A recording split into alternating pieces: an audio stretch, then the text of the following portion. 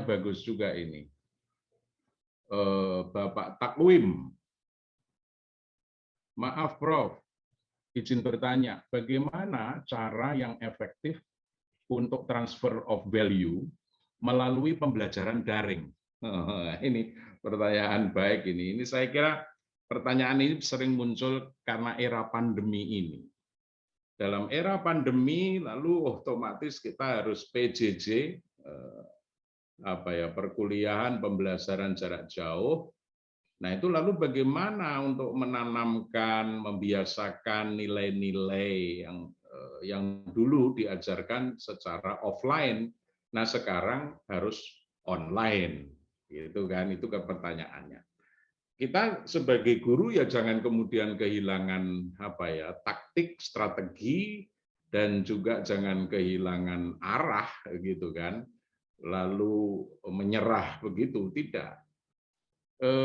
Ada dua cara pada era daring, dan disitulah yang memang guru juga dituntut untuk berkreasi ya, untuk berkreasi bagaimana ketika kita dihadapkan dengan era pandemi yang sangat sulit dengan PJJ, dengan daring itu.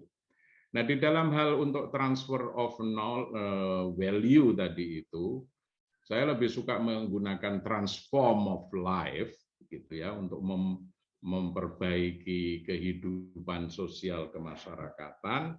Ada dua. Yang pertama secara rasional, dan yang kedua secara spiritual. Nah, secara rasional itu melibatkan tiga komponen, saya kira sudah biasa kita dengar guru-guru, yaitu pertama sekolah, yang kedua adalah keluarga, dan yang ketiga adalah masyarakat. Nah, saya kira di situ pentingnya kreasi tadi. Jadi value itu kan tidak hanya di sekolah, tetapi juga di keluarga. Jadi kolaborasi antara sekolah dan keluarga menjadi penting. Nah, kalau pandemi tidak boleh bertemu, lalu bagaimana? Nah, lewat virtual kan? Lewat virtual, sebutlah seperti parenting umpamanya ya. Itu ya, parenting, program virtual tentang parenting. Bagaimana sih value itu bisa diteruskan kepada anak-anak. Dan jadi peran guru lebih pada touching ya, menyentuh begitu, dengan cara dia kiat-kiat dia lebih menyentuh dari hati ke hati, bukan teaching of value. Nah, bedakan antara teaching dan touching, lebih menyentuh. Kalau teaching kan ya sekedar kognitif saja begitu.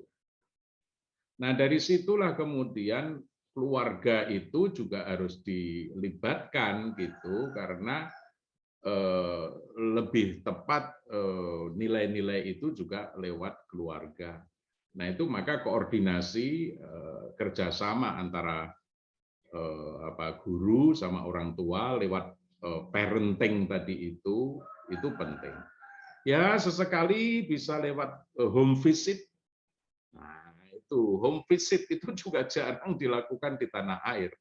Padahal itu penting sekali gitu. Ya meskipun PJJ tetapi kan bisa dilakukan secara virtual kepada orang tua, begitu kan? Gitu kira-kira. Nah, itulah maka juga digital literacy saya kira ini juga penting, karena alat-alat seperti gadget segala macam itu belum digunakan untuk hal-hal yang positif seperti menanamkan nilai, membiasakan nilai, contoh-contoh yang bagus. Gadget itu kan umumnya untuk have a fun gitu, have a fun semata gitu. Padahal itu bisa dimodifikasi untuk transfer of life atau transform of life tadi itu, transfer nilai itu tadi. Jadi intinya kita sebagai guru jangan kehilangan metode, jangan kehilangan akal untuk itu semua. Jadi the heart of education is educations of the heart and from the heart. Jadi saya ulang lagi, the heart of education, inti daripada pendidikan adalah education of the heart, yaitu pendidikan hati nurani. And from the heart, makanya dari hati ke hati. Jadi pengajaran nilai itu tekanannya lebih dari hati ke hati, bukan dari otak ke otak gitu. Nah, itu saya kira itu bisa dilakukan, apalagi dengan daring gini bisa. Ya, otomatis nanti disupport doa oleh orang tua, oleh guru-guru dan lain sebagainya. Dan nah, itu nanti akan terhubung ya dari hati ke hati, dari hatinya guru ke hatinya murid. Nah, sekarang ini umumnya itu terjadi apa namanya? Desensitisasi. Jadi meskipun kita itu dekat, tetapi secara hati jauh. Itu yang harus dikoreksi, apalagi dalam era pandemi begini, yang perlu didekatkan itu adalah kepekaan, sensitivitas, berinteraksi secara sosial. Di dalam offline itu ya kadang-kadang guru dan murid ketemu, ya kan? Tetapi hatinya nggak ketemu. Nah, itu saya kira yang penting dikoreksi. Ini saya jawab apa namanya pertanyaan yang sulit itu tadi, sehingga intinya adalah di dalam transfer of value tadi adalah touching the heart. Itu dia, menyentuh hati. Itu bisa kok itu dirasakan oleh anak-anak peserta didik itu. Baik, kemudian pertanyaan berikutnya, bagaimana cara membudayakan cara pikir kritis di kalangan remaja atau siswa secara setara dengan SMP atau sanawiyah, gitu ya. Mungkin juga di bawahnya PAUD, gitu ya, atau ibtidaiyah atau SD, gitu. Atasnya SMA, gitu. Nah, inilah saya kira ya berdasar ya berpikir kritis itu tidak usah terlalu rumit gitu ya, tetapi ketika kita melihat realitas empiris di kiri kanan itu sebetulnya sudah menunjukkan sikap kritis gitu. Apakah keadaan kiri kanan ini apa namanya baik atau tidak? Itu kan harus ada evaluasi gitu ya. Tumpukan sampah di mana-mana. Nah, itu kita sudah harus kritis umpamanya. Apakah tumpukan sampah semacam ini sehat atau tidak? Oke, itu kan menunjukkan sikap kritis itu. Oke, dijelaskan secara empiris begitu ya. Ketika apa namanya aliran sungai, aliran apa namanya irigasi penuh dengan sampah, penuh dengan plastik, apakah ini benar? Nah, saya kira begitu yang kecil-kecil begitu tuh dari kecil saya kira nggak sempat itu apa namanya kita menjelaskan bahwa itu tidak baik begitu. Maka karena dia nggak sempat lalu terjadilah habits gitu membuang sampah seenaknya gitu kan. Lalu ketika hujan begini ini, waduh luar biasa sungai-sungai penuh dengan sampah itu. Nah, itu saya kira karena kita dari awal tidak empiris gitu loh di dalam mengajar itu.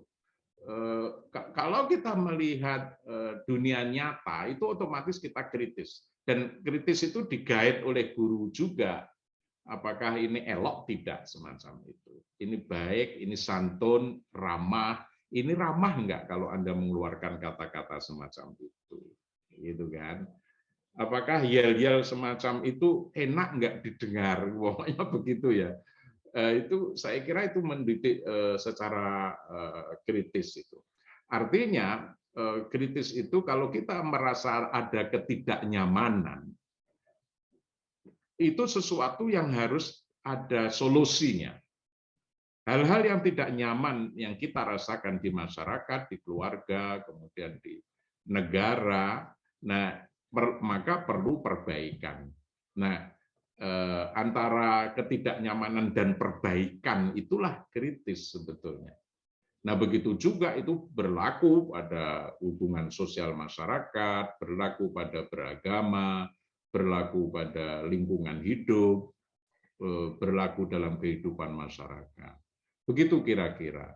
Jadi itu disesuaikan dengan kadar berpikirnya anak, kan?